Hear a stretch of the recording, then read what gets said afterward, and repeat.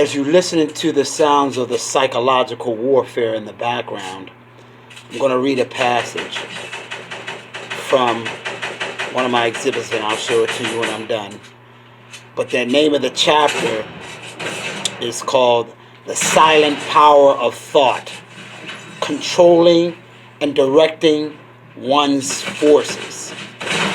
The most powerful forces in the universe are the silent forces. And in accordance with the intensity of its power, does a force become beneficent when rightly directed, and destructive when wrongly employed.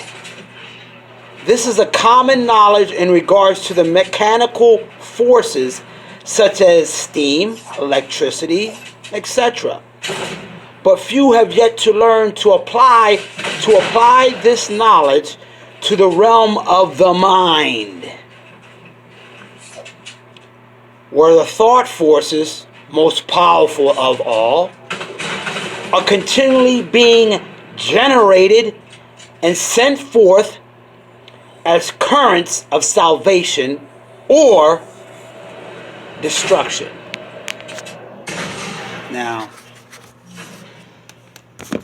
we, of course, you know, that's my exhibit. And the name of this video is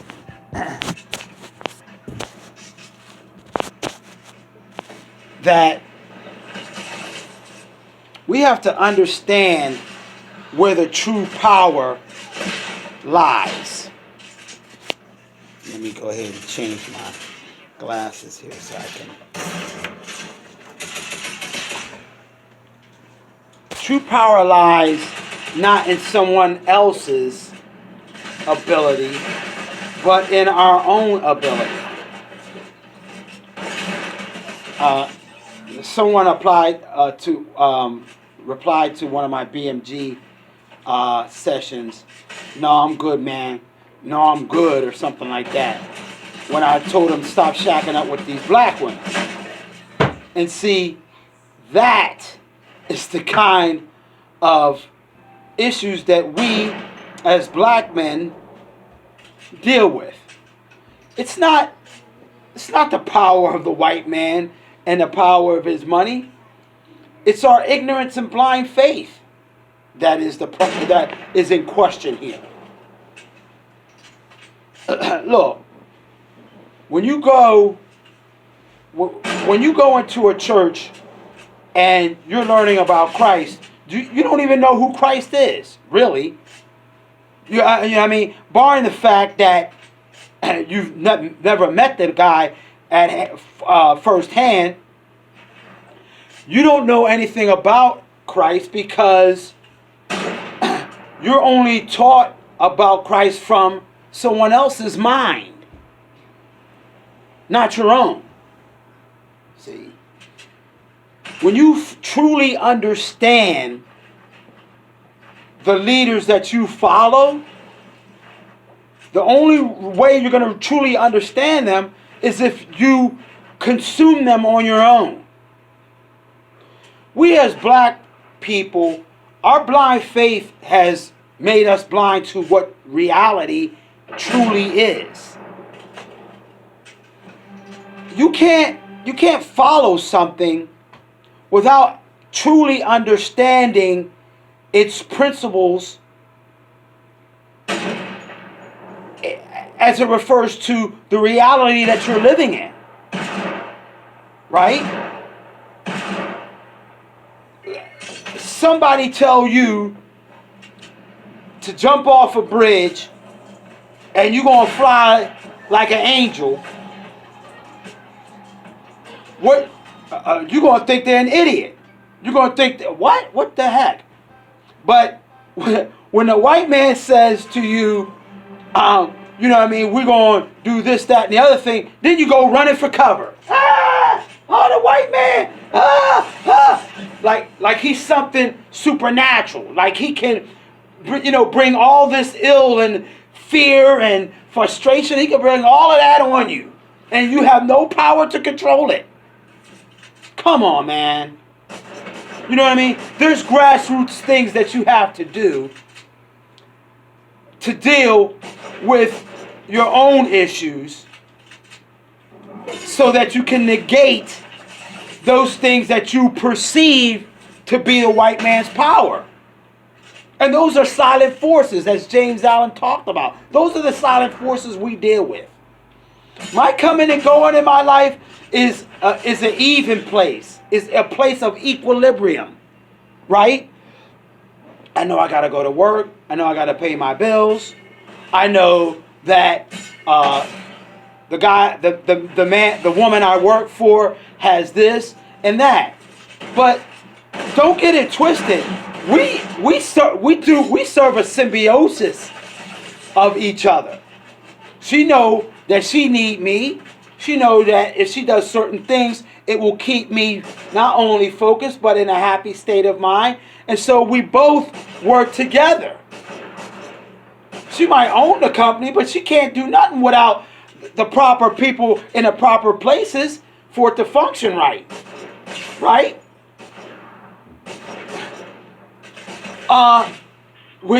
Back to the church. When you go into the church and you talk, and then you let that preacher talk to you about God and what's going to happen. At first, back in the day, it's the devil. You better come to church. This kind of thing or whatever. And black folks preach that and whatever. And the jazz and all of that is the evils and this kind of thing or whatever. And then all of a sudden we started learning. Well, wait a minute, man. If you know what I mean, why has it got to be evil? Why can't I listen to jazz and come to church? Okay. The flip side of that, if you profess to love Christ, you can't go get down, stinking butt drunk. You know what I mean? Then go into church and expect forgiveness, because then now you're dealing with your conscience. That ain't Christ you're dealing with, right? Same thing with the Muslims. Same thing with the Buddhists. They can't be doing those things to Muslims in them countries and profess to follow the teachings of the Buddha. You know what I mean? You can't make people's lives miserable, because none, straight across the board, whether it's Muhammad, Buddha, or Christ, none of them ever talked about making life miserable for somebody so that they can start following, so that these people start following them. Buddha taught about getting rid of the caste system. Christ talked about throwing people out of the church. Boom, and slapping them and beating them because they was going in there making money in the church. You know what I mean? Muhammad was straight up about how to deal with being respectful to people, not being terrorists to people. He never preached that. He never taught that. Right? So when we follow something, look, let me put it to you like this. Faith is quantifiable. What? What'd you say? Would you say, teacher of the flame? Faith is quantifiable. That's right. Faith is quantifiable. It's repeatable. And it's reasonable. I am not going to have faith in nothing that I haven't made a full assessment of personally, myself. I made a full assessment of what Christ's teachings were.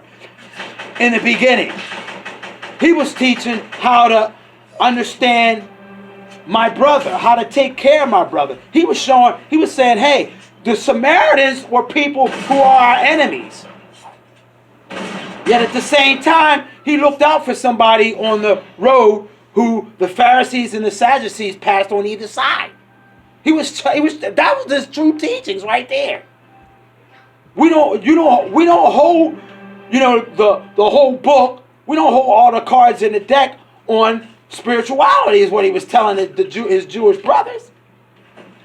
You know what I mean? You can't let somebody tell you that there's a chosen people in the world. That just because of the color of our skin, well, wait a minute, man.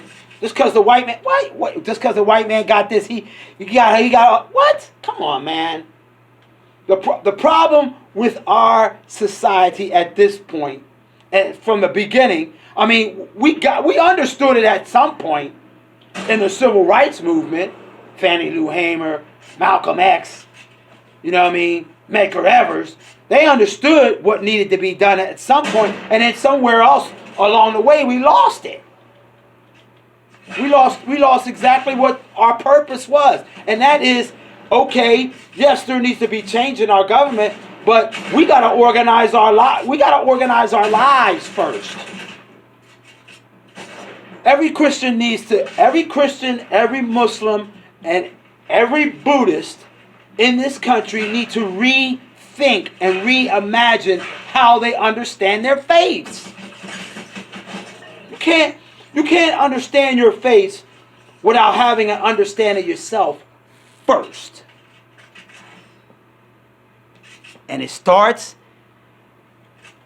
in the king and queen, bishop, knight, rook, and pawns of your mind.